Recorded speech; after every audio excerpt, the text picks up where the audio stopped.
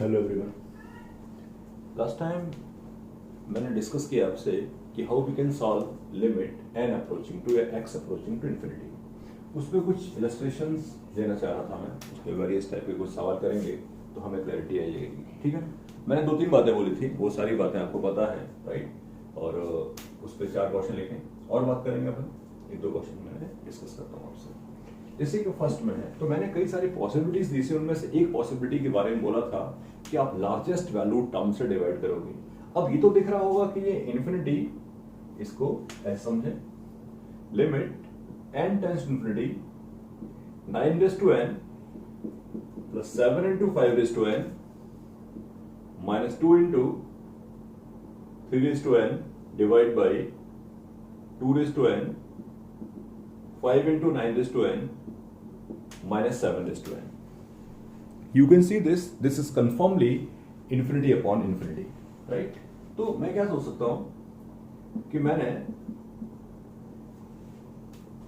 9 raised to n देखा, 5 raised to n देखा, 3 raised to n देखा, ये देखा और ये देखा और ये देखा, इनमें सबसे लार्जेस्ट है 9 raised to n। तो 9 raised to n से मैंने डिवाइड कर दिया,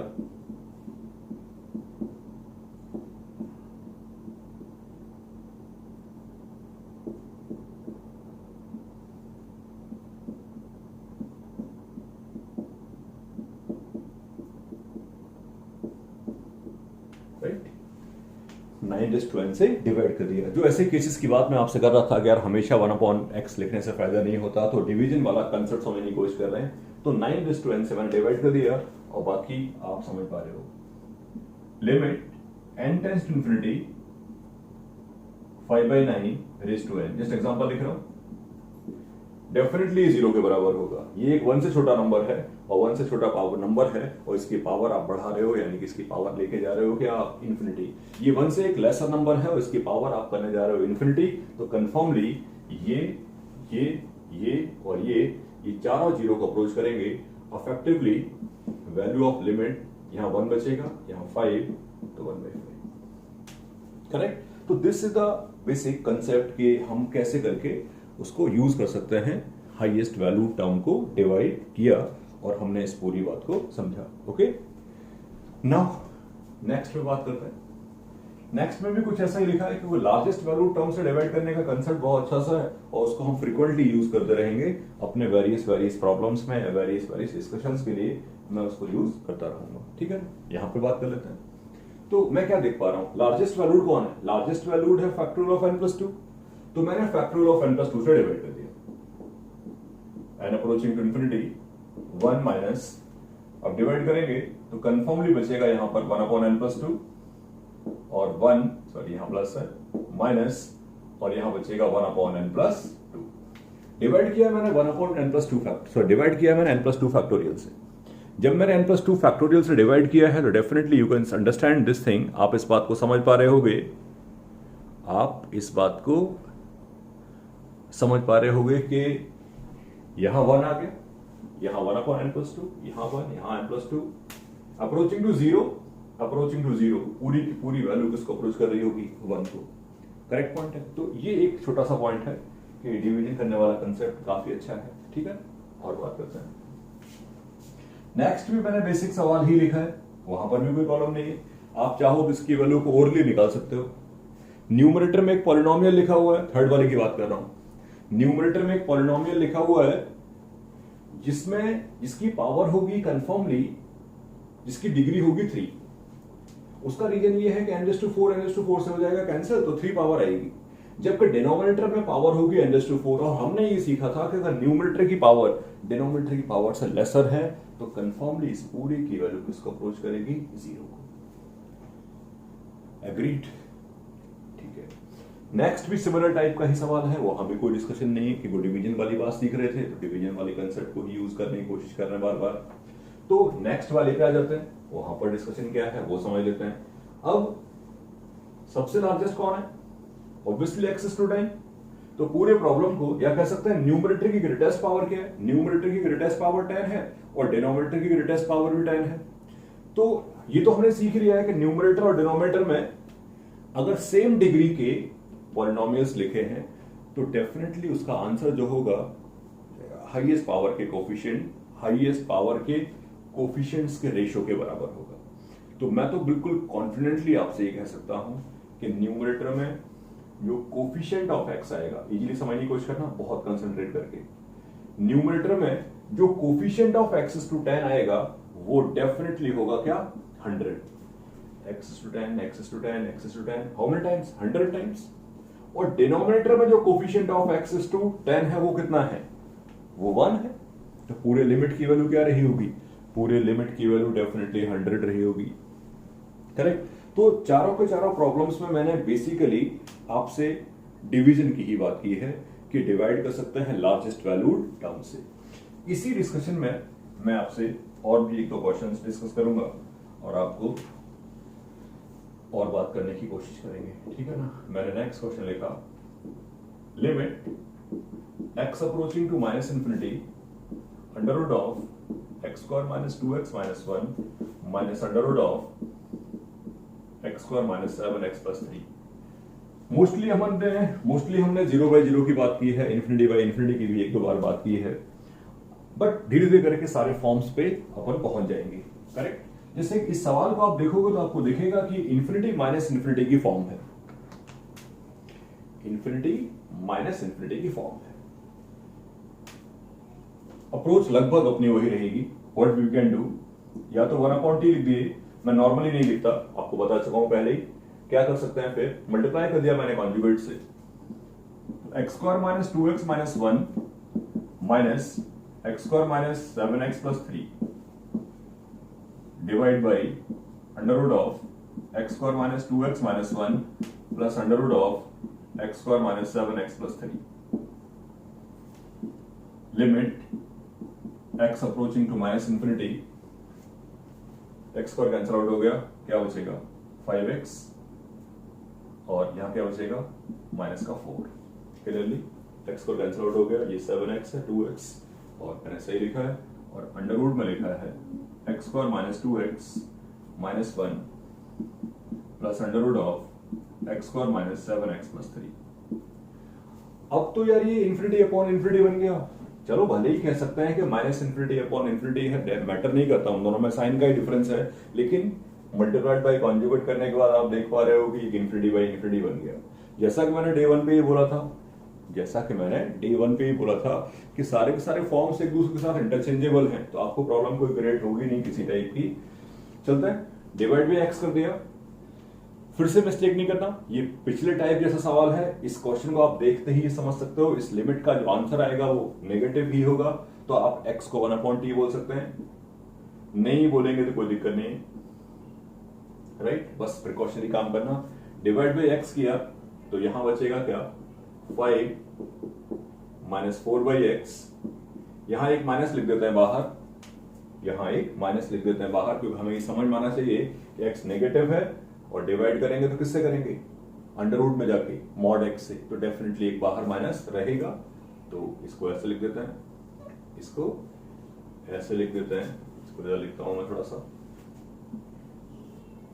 limit x approaches to minus infinity 5 minus 4/x। I hope जो मैंने बोला है वो समझ में आया होगा कि बाहर माइनस क्यों लिख रहे हैं हम लोग, क्योंकि अंदर डिवाइड कर रहे होंगे किससे, मॉड x से। Under root of X square is mod x, और x नेगेटिव है तो बाहर लिख रहे हैं, बाकी लिख देते हैं under root of 1 2/x 1/x square under root of 1 7/x और 3/x स्क्वायर, 0 0 0 0 और 0, ऊपर बचेगा 5 और नीचे बचेगा -2। पूरे लिमिट की वैल्यू होगी -5/2। तो यहां पर हमने ये सीखा कि एक लिमिट थी जो कि इन्फिनिटी माइनस इन्फिनिटी की लिमिट थी, but x approaches to infinity था तो उसको कन्वर्ट कर लिया, और उसको कन्वर्ट करके अपन ने अप्रोच कर पाया, तो उस पूरी की वैल्यू क्या होगी, -5/2 के बराबर होगी। और डिस्कशन कर लेते हैं एक दो क्वेश्चंस पे।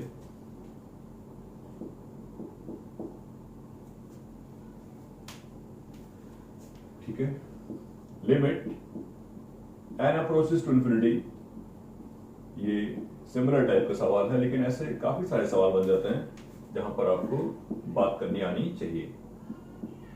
मैं जान के लिख रहा हूं, मैं जान के लिख रहा हूं। ले n approaches to infinity, n infinity को अप्रोच करता है, under root of 2n square plus n minus lambda times this, lambda real number है और लिमिट की वैल्यू दे रखी है, सॉरी 1/√2 नहीं, ये 1/√2 है, माइनस 1/√2 नहीं। इस बार ऐसा सवाल मैंने लिखा है बोर्ड पे जहां पर मैं कह रहा हूं कि लिमिट की वैल्यू 1/√2 है और मुझे बताना है कि what is the value of lambda. Approach लगभग सेम है, इंफिनिटी माइनस इंफिनिटी की फॉर्म है, लैम्डा कुछ ना कुछ फाइनाइट रहा होगा, वर्क करने का मेथड भी सेम ही है, बस यहां पर कुछ नई बातें सीख लेंगे हम लोग। जब डिवाइड किया मैंने, सॉरी मल्टीप्लाई किया कॉन्जुगेट से, तो मैं यहां पहुंचा। जब मैंने मल्टीप्लाई किया कॉन्जुगेट से, यहां पहुंचा, ये पूरी वैल्यू हो गई 2n square plus n minus lambda times 2n square minus n, sorry obviously lambda square, ये 1/√2 के बराबर है। Right, now listen to me clearly, पूरा कंसेप्ट समझने की कोशिश करना, ठीक है ना। एक स्टेप बढ़ा देते हैं और इसको अच्छा करके लिखते हैं। Limit n approaches to infinity n square, 2n square common है, 1 minus lambda square plus n into 1 plus lambda square, n into 1 plus lambda square, under root of 2n square plus 1 and under root of 2n square minus 1। Now listen, अब देखो ध्यान से, concentrate करके। Denominator में n की highest power 1 होगी और numerator में n की हाईएस्ट पावर आपके हाथ में है, यानी कि आपको समझने की कोशिश करो। डिनोमिनेटर में n की हाईएस्ट पावर 1 है, रूट लेके देखेंगे, ध्यान रखना। डिनोमिनेटर में n की हाईएस्ट पावर 1 के बराबर है और न्यूमरेटर में अगर ये टर्म नॉन जीरो हुआ, अगर ये टर्म नॉन जीरो हुआ तो न्यूमरेटर में हाईएस्ट पावर हो जाएगी 2 n की, और न्यूमरेटर की पावर अगर डिनोमिनेटर की पावर से ज्यादा हो गई तो आप कुछ भी कर लो, लिमिट का आंसर हो जाएगा इनफाइनाइट। अगेन समझने की कोशिश करना, इसकी ये वैल्यू नॉन जीरो हुआ तो इसकी लीस्ट पावर हो जाएगी 2 और यहां पावर है 1, पावर न्यूमरेटर की ज्यादा है डिनोमिनेटर से, तो आई हैव टू कंफर्मली से दिस कि वो इंफिनिटी को अप्रोच करेगा, लेकिन आप चाहते हो कि वो फाइनाइट हो जाए।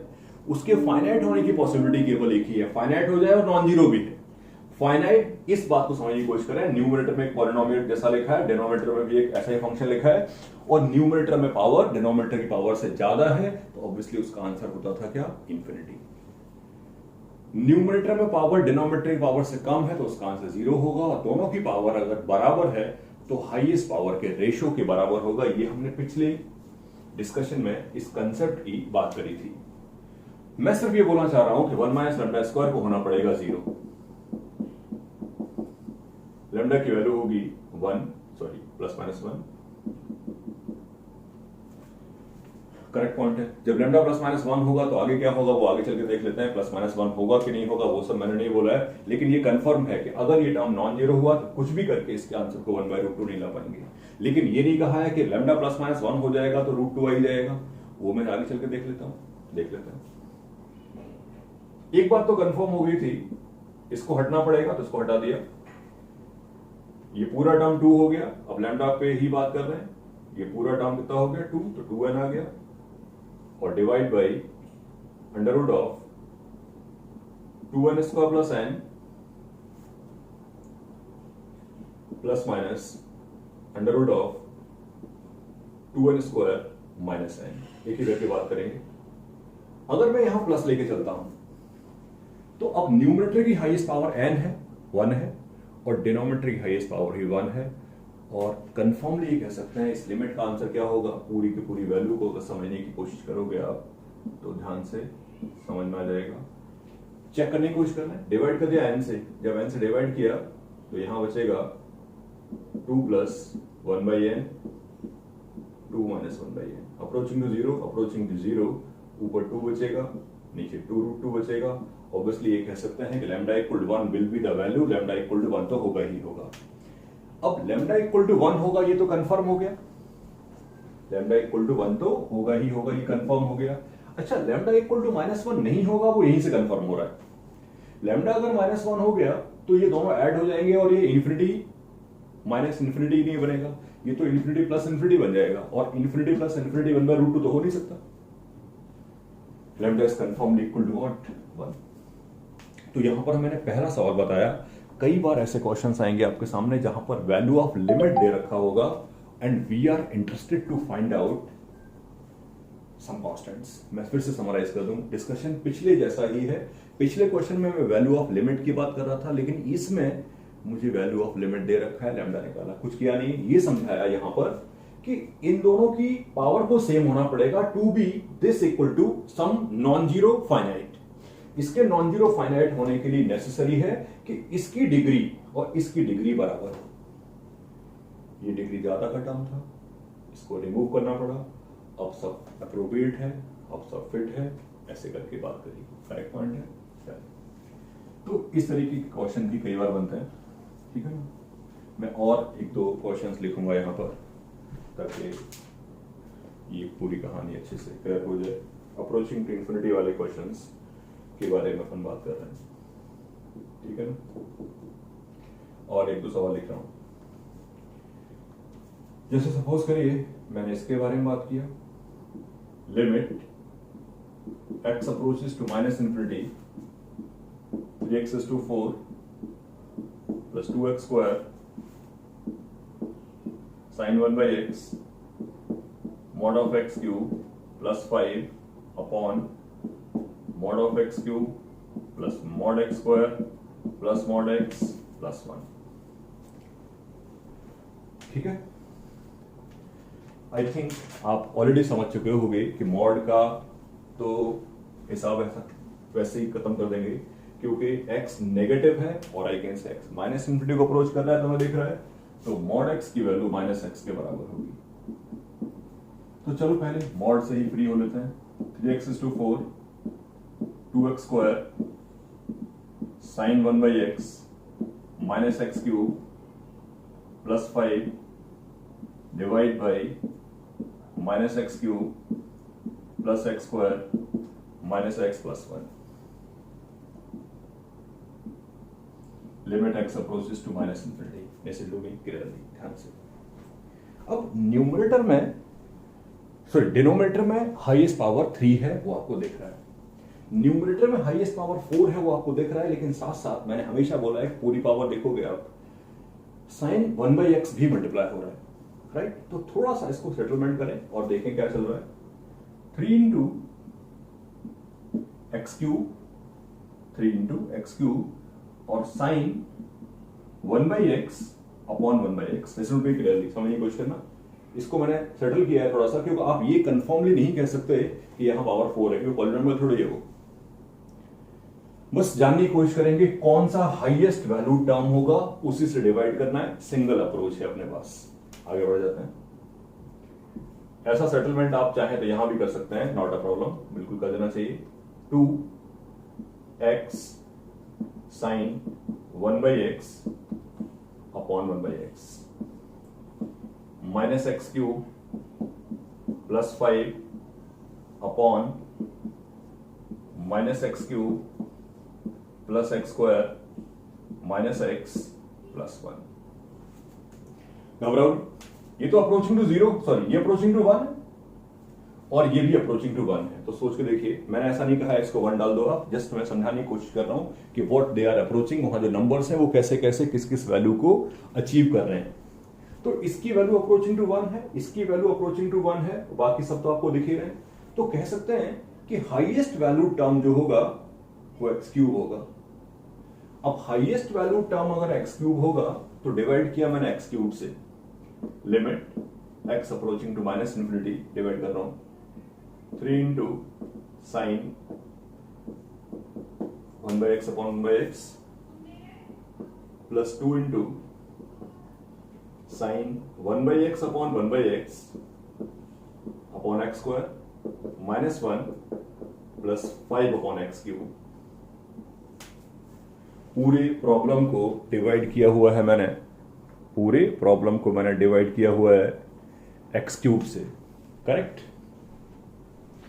-1 1/x 1/x² और 1/x3। सही है। अप्रोचिंग टू 1 बट नीचे x² है तो 0 हो जाएगा पूरा। Approaching to 0 approaching to 0 approaching to 0 approaching to 0। तो ओवरऑल यहां बचता है 3, ये बचता है एक -1 और ये -1। तो ओवरऑल पूरे लिमिट की वैल्यू क्या रही होगी? -2। तो डिवाइड करने वाली अप्रोच काफी सारे केसेस में काम आ रही है। आप इस बात को समझ पा रहे हो डेफिनेट तरीके से, ठीक है। और एक आध डिस्कशन करूंगा मैं आपसे, चलते हैं। नेक्स्ट लिखा मैंने, evaluate limit n approaches to infinity sigma of r² plus r minus 2, r starts from 1 and goes up to n, divide by limit n approaches to infinity, divide by n cube, divided by n cube, ठीक है। अब numerator में एक series लिखी है, numerator में आपके सामने एक सीरीज लिखी है, वो आपको दिख रही, ठीक है। अपना कंसंट्रेशन केवल एक ही जगह होना चाहिए कि न्यूमरेटर और डिनोमिनेटर, ऐसे सवालों में बात कर रहा हूं स्पेशली, एंड नेचुरल है, ऐसे सवालों में स्पेशली बात कर रहा हूं। तो अपना कंसंट्रेशन केवल एक ही जगह होना चाहिए कि यार न्यूमरेटर और डिनोमिनेटर की हाईएस्ट पावर्स क्या है। पहला, क्योंकि न्यूमरेटर की पावर ज्यादा है इनफाइनाइट, इसकी ज्यादा है 0, दोनों की इक्वल है, हाईएस्ट पावर के कोफिशिएंट के रेशियो के बराबर। अगर आप ध्यान से देखोगे तो आपको पूरी कहानी विद इन सेकंड्स में समझ में आ जाएगी। सिग्मा r² की वैल्यू हो जाएगी n into n plus 1, 2n plus 1 divided by 6। Sigma r की वैल्यू होगी n into n plus 1/2 और इसकी वैल्यू होगी 2n, और ये तो ऑलरेडी n क्यूब है। इन्फिनिटी बाय इन्फिनिटी आपको दिख ही रहा है और साफ साफ दिख रहा होगा। न्यूमरेटर में हाईएस्ट पावर है 3 और डिनोमिनेटर में भी हाईएस्ट पावर है 3, और रेशियो जो होगा इनमें तो कभी n क्यूब आएगा नहीं, इसमें भी कभी नहीं आएगा, n क्यूब यहां पर आएगा और उसका कोफिशिएंट है 2/6, और यही लिमिट का आंसर होगा। Sorry, correct. तो काफी सारे क्वेश्चंस कर लिए मैंने यहाँ पे, काफी सारे क्वेश्चंस मैंने आपको बताए जो आपकी हेल्प करेंगे कंफर्मली वेरियस टाइप के क्वेश्चंस को सॉल्व करने में। एक बार और डिस्कशन करूंगा यहाँ पर वेरियस नंबर ऑफ क्वेश्चंस का, जिससे कि आपको ये कॉन्फिडेंस आ जाएगा how we can use the concept of infinity. Okay.